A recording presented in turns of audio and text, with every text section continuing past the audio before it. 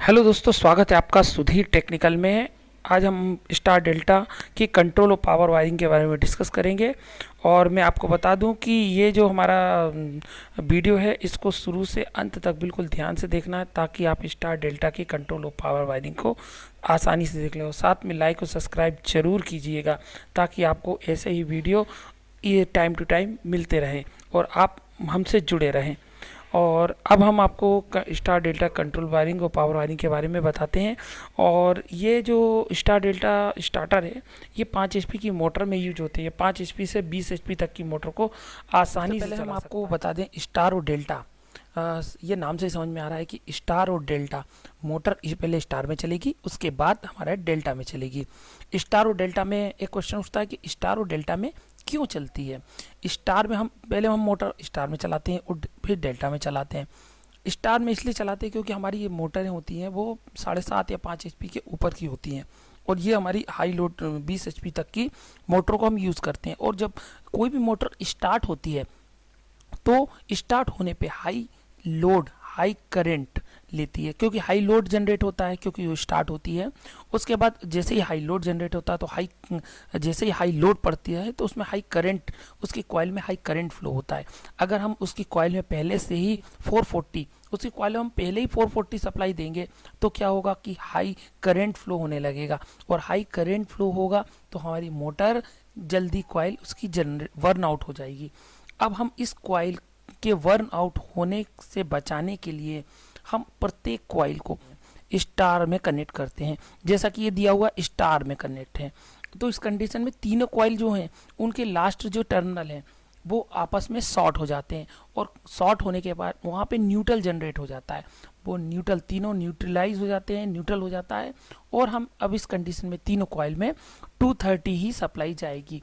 अब ये 230 ही सप्लाई जाएगी जब हम स्टार्ट करेंगे, तो ये इसमें कम करंट फ्लो होगा और ये इनिशियली स्टार्ट हो जाएगी। और अगर हम यहाँ पे डेल्टा में सप्लाई देंगे तो इसकी तीनों कॉइल में 440 की सप्लाई, इसको तीनों कॉइल में 440, क्योंकि ये तीनों टर्मिनल डायरेक्ट ही सप्लाई से कनेक्ट है, तो 440 की कॉइल सप्लाई डायरेक्ट कनेक्ट होगी। उसमें हाई करंट फ्लो होने लगेगा, क्योंकि उसमें हाई लोड जनरेट होगा, हाई टॉर्क जनरेट होगा और हाई इनिशियल में तो हाई करंट फ्लो होने लगेगा, जिससे कॉइल डैमेज हो जाएगी। इसलिए हम इसको पहले स्टार में चलाते हैं, फिर डेल्टा में चलाते हैं। और इसके बाद इसके हम कनेक्शन आपको बता देते हैं, U1 V1 W1 और U2 V2 W2। क्योंकि क्या होता है कि जो मोटरें हैं हर कॉइल के 2 टर्मिनल होते हैं, इसके दोनों टर्मिनल यहाँ बाहर, इसमें मोटर को में टोटल 6 टर्मिनल होते हैं, जिसमें हर कॉइल के 2 टर्मिनल होते हैं। ये दोनों टर्मिनल बाहर दिखाई देते हैं, जो कि U1 U2 V1 V2 और W1 W2, ये 6 के 6 टर्मिनल अब बाहर दिखाई देंगे। अब हम यहाँ जो टर्मिनल दिए हुए हैं, जैसे इसमें है और इसमें है, ये यहाँ डेल्टा के लिए है। डेल्टा में आपस में सीधे सीधे कनेक्ट हो जाएंगे, क्योंकि ये कॉइल के टर्मिनल हमेशा अपोजिट डायरेक्शन में मोटर में निकलते हैं। जैसे U1 यहाँ पे तो V1 यहाँ पे तो U2 यहाँ पे होगा, V2 यहाँ है तो W1 यहाँ होगा, W2 यहाँ है तो U1 यहाँ होगा। अब ये डेल्टा में लग गए, क्योंकि ये मेटल प्लेट्स ये आपस में मेटल प्लेट्स इनको शॉर्ट कर दिया जाता है। अब यहाँ पे स्टार टर्मिनल, मोटर में जब ये स्टार टर्मिनल है, इसमें U1 V1 और W1 आपस में तीनों को शॉर्ट कर दिया गया है, और तीनों में ये सप्लाई यहाँ से दे दी गई है। अब इस कंडीशन में ये स्टार कनेक्ट हो जाएंगे। तो हम इस प्रकार हम बता रहे हैं आपको कि ये स्टार और डेल्टा में मोटर के कनेक्शन किस हिसाब से होते हैं। अब हम इसकी पावर और कंट्रोल वायरिंग को भी बता देते हैं कि ये कॉन्टेक्टर में हम इसको किस तरह से कनेक्ट करेंगे, और कॉन्टेक्टर के थ्रू हम इसको स्टार और डेल्टा में कैसे कन्वर्ट करेंगे, और इसको कंट्रोल वायरिंग के द्वारा कैसे इसको आपस में कनेक्ट करके चलाएंगे। अब हम यहाँ पे स्टार डेल्टा स्टार्टर की कंट्रोल और पावर वायरिंग के बारे में डिस्कस कर रहे हैं कि यहाँ पे तीनों कॉन्टेक्टर है, K1 K3 और K2। ये मेन कॉन्टेक्टर है, ये K3 जो है डेल्टा कॉन्टेक्टर है, और K2 स्टार कॉन्टेक्टर है। अब यहाँ पे सबसे पहले हमने बताया कि स्टार में सबसे पहले हम स्टार में कनेक्ट करेंगे।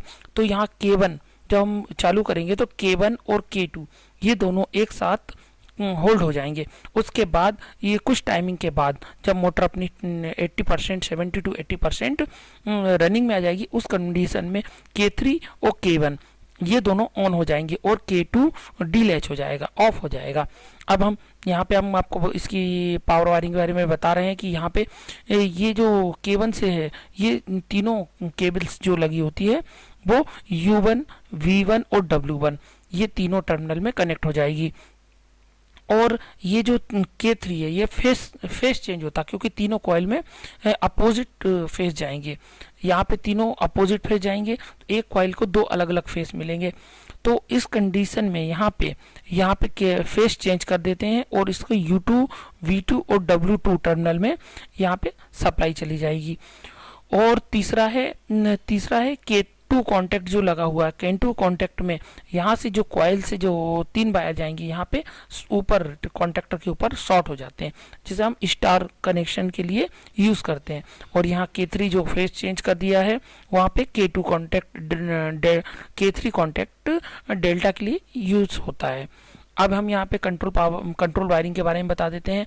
यहाँ पे ये फ्यूज़ F1 और F2 से होके यहाँ F2 यहाँ ओवरलोड रिले का यूज़ कर सकते हैं, या फिर यहाँ पे ओवरलोड रिले या फ्यूज का यूज़ कर सकते हैं। यहाँ ऑफ पुश बटन है, ऑफ पुश बटन के बाद यहाँ नॉर्मली ओपन यानी स्टार्ट पुश बटन है, और यहाँ पे टाइमर है, K4 टाइमर लगा हुआ है। यहाँ जैसे हम इसको स्टार्ट करते हैं तो K4 टाइमर ऑन हो जाता है। K4 टाइमर ऑन होगा, उसके साथ साथ जैसे हम स्टार्ट करेंगे तो ये लैच होके K1 से लैच होके K1 कॉन्टैक्टर ये जो है वो स्टार्ट हो जाएगा। K1 कॉन्टैक्टर भी स्टार्ट होगा, साथ में K4 लैच हो जाएगा। K4 भी ऑन हुआ है टाइमर, तो K4 कॉन्टैक्ट बनाएगा K3 डेल्टा से होके K2 स्टार कॉन्टैक्टर ऑन हो जाएगा। उसके बाद कुछ टाइमिंग के बाद जो दिए हुए टाइमिंग के बाद K4 दोबारा ओपन हो जाएगा और दोबारा ये NC ये कांटेक्ट बन जाएगा। K4 का दूसरा कांटेक्ट बन जाएगा जो कि इसके डेल्टा को ऑन कर देगा। इस प्रकार स्टार और डेल्टा में की कंट्रोल वायरिंग हो जाएगी और ये दोनों कॉन्टैक्टर एक दूसरे से इंटरलॉक रहेंगे। एक साथ कभी भी दोनों ऑन नहीं हो सकते, क्योंकि दोनों एक दूसरे के कांटेक्ट में NC ऑक्सिलरी कांटेक्ट से एक दूसरे से जुड़े होते हैं। और इस प्रकार ये इसकी डेल्टा की पावर वायरिंग हो गई है। अब हम इसको प्रॉपर रिप्रेजेंट करके दिखा देते हैं कि इसके कंट्रोल वायरिंग होती कैसे है। यहाँ पे डबल पोल की MCB लगी हुई है। यहाँ MCB से L1 N1 है, यहाँ से जो सप्लाई गई है ये ओवरलोड रिले के नॉर्मली क्लोज कॉन्टैक्ट से होके स्टॉप पुश बटन में गई। स्टॉप पुश बटन से दो पार्ट में डिवाइड हो गई है, एक नॉर्मली ओपन यानी स्टार्ट पुश बटन में गई है और दूसरा हिस्सा जो गई है वो मेन कॉन्टैक्टर के नॉर्मली ओपन एनो एलिमेंट ऑक्सिलरी कॉन्टैक्ट से होके कॉइल में गया है। जैसे हम इसको स्टार्ट करेंगे तो हमारे टाइमर में भी सप्लाई जाएगी और साथ में ये होल्ड होके ये सप्लाई आपकी कॉइल में चली जाएगी। ये जैसे ही कॉइल में सप्लाई गई और कॉइल सप्लाई जाएगी तो ये होल्ड हो जाएगा और सप्लाई यहाँ पे यहाँ ये तो ओपन हो जाएगा, नॉर्मली ओपन, और सप्लाई यहाँ पे नॉर्मली क्लोज पुश बटन यानी स्टॉप पुश बटन से होके ये एनो ऑक्सिलरी कॉन्टैक्ट से होके डायरेक्ट कॉइल में चली जाएगी और इसके साथ टाइमर ऑन हो जाएगा। टाइमर ऑन हो जाएगा तो ये जो सप्लाई है वो 15 नंबर कॉन्टैक्ट स्टार कॉन्टैक्ट से होके स्टार डेल्टा के नॉर्मली क्लोज से होके स्टार की कॉइल में चली जाएगी, A2 कॉइल में चली जाएगी, जिससे ये हमारा स्टार में ऑन हो जाएगा। मेन और स्टार एक साथ ऑन हो जाएंगे और उसके बाद जब टाइमिंग के बाद ये स्टार से डेल्टा में जब जाएगा तो हमारी जो सप्लाई है वो 25 से जाएगी और 28 से बाहर निकलेगी और ये स्टार के नॉर्मली कॉन्टैक्ट से होके डेल्टा में चली जाएगी। इस प्रकार हमारा स्टार से डेल्टा में कन्वर्ट हो जाएगा। अब हम इसको प्रैक्टिकली बताएंगे कि इसकी कंट्रोल वायरिंग को किस टाइप से करते हैं। यहाँ पे 24 वोल्ट की जो सप्लाई है, यहाँ पे हमने जो 24 वोल्ट के हमारे पास कॉन्टैक्टर अवेलेबल थे तो हमने 24 वोल्ट की सप्लाई ले ली है। अब यहाँ पे 24 वोल्ट की जो सप्लाई है वो ओवरलोड रिले, ये ओवरलोड रिले यहाँ पे एनसी से गई है। ये एनसी से यहाँ से जाने के बाद ये ऑफ पुश बटन में आ गई है, ये ऑफ पुश बटन के इनकमिंग में आ गई है। ये नॉर्मली क्लोज है। अब यहाँ से दो पार्ट में डिवाइड हुआ है। ये दो पार्ट में, एक तो ऑन पुश बटन के लिए ये नॉर्मली ओपन है, ऑन पुश बटन में गया है, और ये ऑन पुश बटन जो है ये सप्लाई डायरेक्ट हमारी कॉइल में गई है। ये मेन कॉन्टेक्टर है, मेन कॉन्टेक्टर की कॉइल में गया है, ये कॉइल में चला गया है। अब हमारा दूसरा जो हिस्सा है, ये दूसरा हिस्सा इसके नॉर्मली ओपन के कॉन्टेक्टर के, जो इसे हम एनो नॉर्मली ओपन है, एनो कॉन्टेक्ट है, इससे होकर डायरेक्ट कॉइल में गया है। ये कॉइल में चला गया है, यहाँ पे हमने कनेक्ट किया हुआ है। ये जो कॉइल गई है यहाँ पे कनेक्ट किया। अब इसके बाद हम आपको बताते हैं। इसके बाद हमारा सप्लाई हमने इसी के थ्रू यहाँ पे टाइमर की कॉइल में ले ली है। यहाँ पे जो A1 कॉइल है, जैसे हम ये कॉन्टेक्टर ऑन करेंगे तो ये टाइमर ऑन हो जाना चाहिए, ऑन में ले ली है। अब यहाँ पे हमारा जो टाइमर है, टाइमर ऑन होगा जब हम जैसे ही कॉन्टेक्टर ऑन करेंगे, लेकिन टाइमर ऑन होगा। टाइमर ऑन होने से के लिए सबसे पहले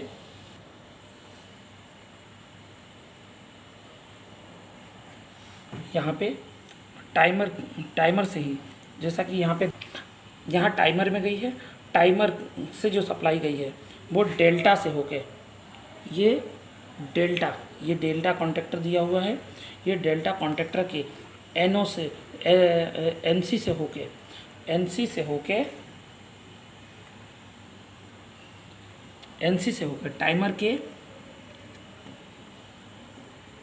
टाइमर के पहले एनओ 15 और 18 से निकलेगी, और ये 18 निकल के ये इसके ये कॉइल हमारा है A1 में चली जाएगी, और ये हमारा कॉन्टेक्टर टाइमर ऑन होगा और मेन एक साथ ये ऑन हो जाएगा। यहाँ पे गई है, ठीक है, इसमें गई है। अब हमारा दूसरा ये है कि दूसरी सप्लाई हमारी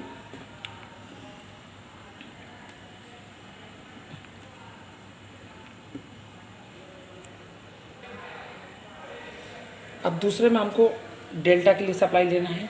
तो डेल्टा के लिए यहाँ पे जो सप्लाई आई है, ये सप्लाई यहाँ पे टाइमर के, यहाँ पे हमने पहले यहाँ पे टाइमर ले लिया है।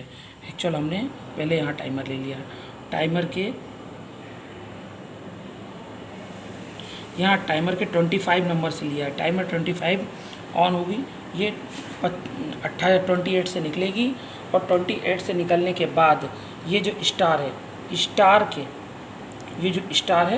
स्टार के नॉर्मली क्लोज से होके जो सप्लाई जाएगी वो डेल्टा की कॉइल में A1 में चली जाएगी। इस टाइप से हमारा स्टार डेल्टा की वायरिंग होगी। और हम यहाँ से जो माइनस लेंगे, ये सबके माइनस में लूप कर देंगे।